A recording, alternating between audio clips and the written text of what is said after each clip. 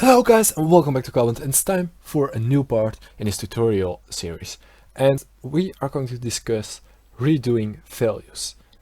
This is something that I have with a lot of easy to understand examples, just very basic, but a lot of you guys will do this within your scripts. I also did it before I understand it was wrong, but all those examples here are not very well optimized. So we will start with the left one, with the for loop.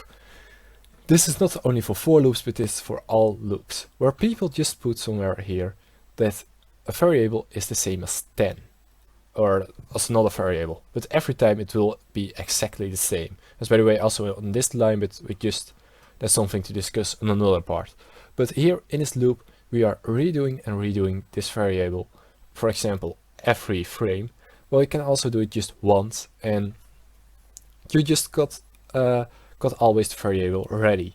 So that's the very first one you need to think about, because now it's calling it 6 times in a row. Well, you can also put it right here between the int x and the for loop, and it will only call it once every 6 times. So that's already a lot of optimization. But you will probably say, but if I do this, you are not going to see any major difference in your frame rate. Well, for this example not, but you can also do that. For example, you're searching for game objects every loop, and you need to have a game object and it's going to change every time, so you cannot do it with a variable which you just assign.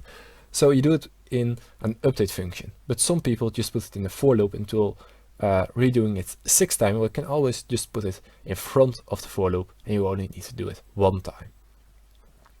This is something that I see in a lot of scripts. A lot of people will request me to help the scripts. They just do this kind of things. The second thing we're going to talk about is that you just do a lot of difficult calculations, and just a few lines after it you say it's not a variable. That's also something that you should watch out for. Some people know that, yeah, but I'm reusing a certain variable, but at the same time they are just doing a lot of calculations, a lot of assigning variables, and they never are going to use it. We're also going to discuss a little bit more about that in another part, where it's really about seeing that. The last one doesn't need to be necessary to be wrong. In this can be a part of the code where it's perfect, and also something that's, well, wrong.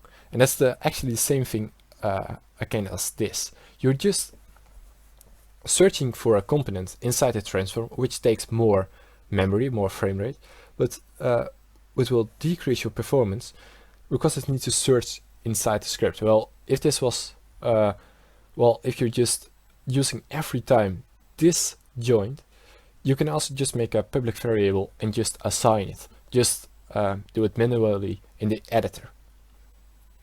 And then you can go, you don't need to do this every time.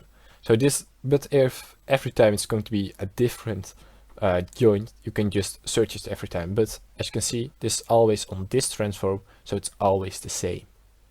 So that's something also that you need to think about. Only the get component, so not like if you get a component in every child of your transform, but if you just get a component from this transform and you do it a lot of times in your script, you should probably just create a new variable and just assign it manually. All those examples are probably that you think, I never do it, but also I discovered that I'm doing it a lot of times if I'm not thinking about it. This is something that, for example, in the for loop, where you are just thinking, oh, I need that variable, I need to change that, and you're just putting it just in front or just before you are using it, and then you discover, oh, but I'm redoing it too many times, well, I can just use it once. And that's for all of these things. If you're just programming a very long code, you just sometimes don't understand every part of it, and you just set a variable to a new value while you didn't use the first value before it. So I hope you guys liked it. If you did, please leave a like or subscribe. And also, if you got any questions about this subject, or you want me to cover another subject, just put it in the comment section and I will try to answer it in the next video. And see you guys next week. Bye.